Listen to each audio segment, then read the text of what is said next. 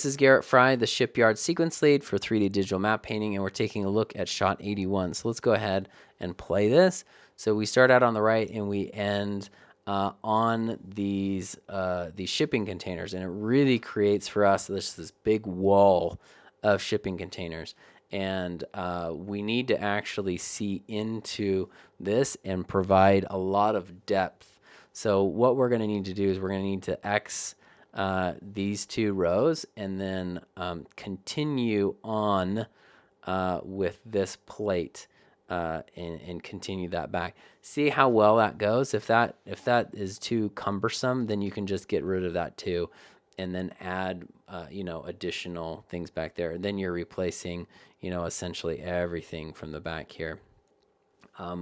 And do it in a way that we're getting depth, and so we're going down into like a focal point down here, and that there's a payoff right at the end. So you're doing all this, you're leading the eye this way, the shadows are kind of facing this way too, and so they're all kind of converging in on this spot. So make sure you have something at the end of that that's really beautiful, and it's the payoff for the audience looking at this and being like, I've spent my time looking at this, and now I feel rewarded because there's something really beautiful there at the end.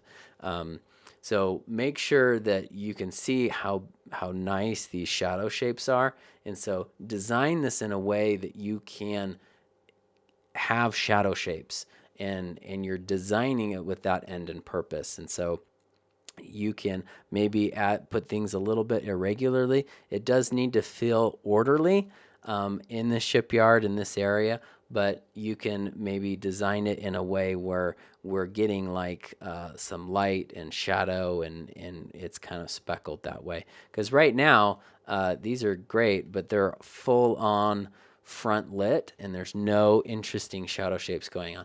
As opposed to what's going on here, we have this shadow shape here, and then all of these things, they have light raking across it, and so we're getting a bunch of irregularity with it. Also, while you're doing this at this particular angle, look at how great this is here. So you can see how this is kind of bent across here, and all of these are of different shapes and are banged up and stuff. So you'll need to either include that kind of detail in your 3D model.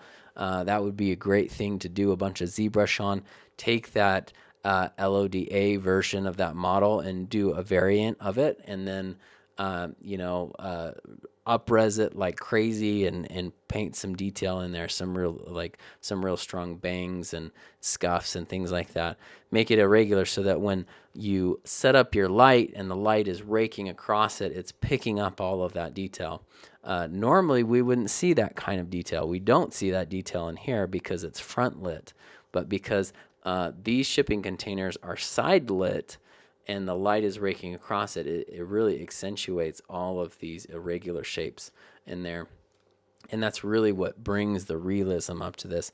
If they were all perfectly done, then we wouldn't believe it. It would look fake. And that's actually what you're going to get with the CG right out of the box. So either you're modifying that CG or using,